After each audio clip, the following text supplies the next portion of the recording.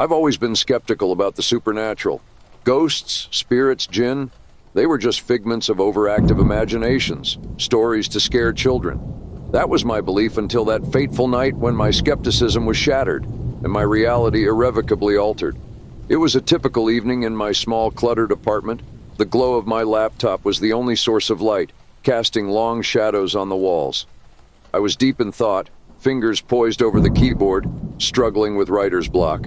The digital clock on my desk blinked 11:57 p.m. The silence was profound, almost palpable, until a sudden sharp knock at my door jolted me. Startled, I glanced at the peephole. Nobody was there. Another knock, louder this time, echoed through the empty hallway. Heart pounding, I opened the door, but again no one was there, just the cold, empty hallway of my apartment building. I shut the door, convincing myself it was just some kids playing pranks. I had just settled back into my chair when a cold breeze swept through the room. Every hair on my neck stood up. I hadn't opened a window.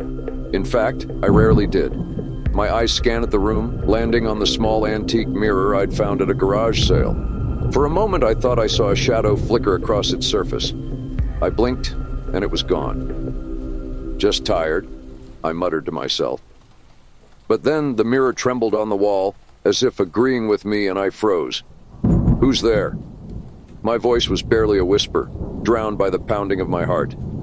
No answer came, but the air grew colder, denser. The room felt smaller, as if the walls were inching closer. Then a voice, deep and resonating, filled the room. "Do not be afraid." I spun around, searching for the source. The room was empty, yet the voice felt so close, as if it were coming from inside my head. "Who are you? What do you want?" I managed to choke out, trying to sound braver than I felt. "I am what your kind calls a jinn," the voice replied, calm and emotionless. "I have come to propose a bargain." A jinn? The word sent shivers down my spine. I'd heard stories, tales of these supernatural beings with powers to grant wishes, but also known for their trickery and malice. A bargain? What kind of bargain? My curiosity overpowered my fear, at least momentarily. The temperature in the room dropped further. My breath formed clouds in the air. Then in the mirror a figure began to materialize. It was tall, its form humanoid, but blurred, as if made of smoke and shadows. Its eyes, however, were clear and piercing, glowing with an eerie golden light. "Your deepest desire in exchange for a simple task," the jinn said, its voice echoing around the room. My heart skipped a beat. My deepest desire? Success as a writer, recognition for my work. The temptation was instant and overwhelming. "What task?" I asked, my voice trembling. "A story," the jinn replied.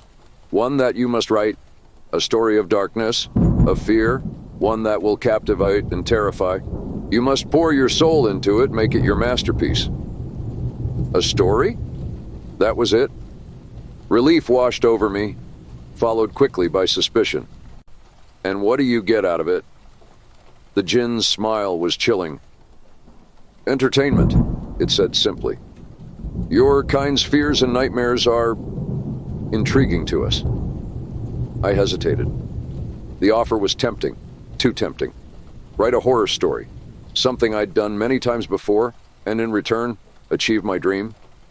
It sounded too good to be true. "Do we have a deal?" the jinn pressed, its eyes burning into mine. I swallowed hard, my mind racing. This could be my only chance. "Yes," I whispered. "We have a deal."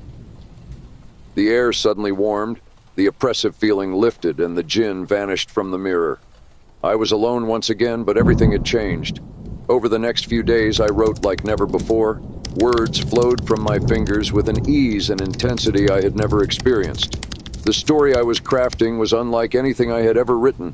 It was dark, twisted, filled with unspeakable horrors and a sense of dread that seemed to seep off the pages. Sleep became an afterthought. Eating, a distraction. My world narrowed down to the flickering cursor and the unfolding tale on my screen. As the story neared completion, strange things began to happen. Shadows in my apartment seemed to linger longer, whispering in hushed, indecipherable tones. The mirror where I'd first seen the Jinn often fogged up without reason, as if someone was breathing on it from the other side.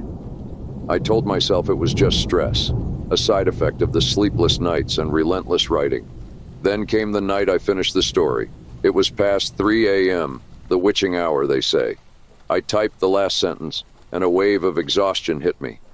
But before I could rest, the air grew cold, and the Jinn appeared again in the mirror. "It is done," I said, my voice hoarse. The Jinn's eyes glowed brighter. "Indeed, and it is exquisite."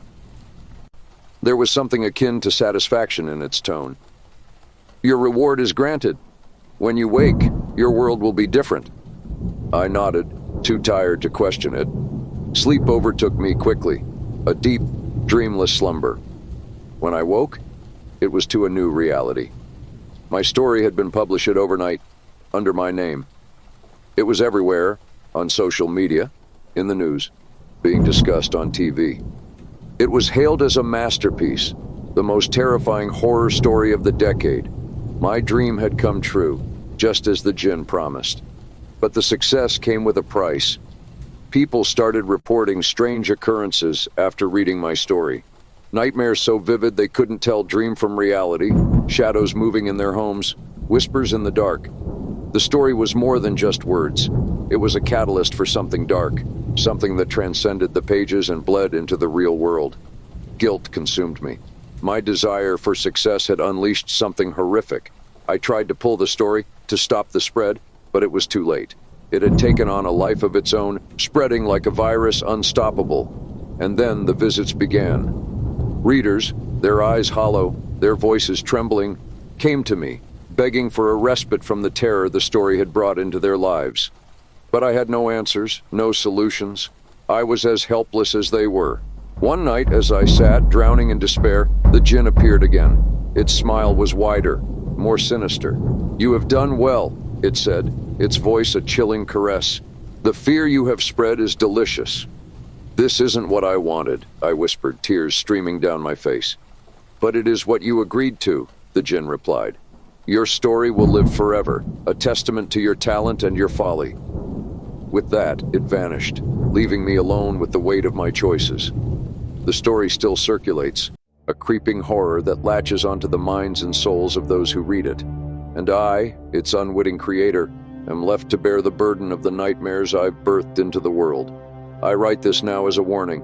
Be careful of what you wish for, and be wary of the bargains you strike.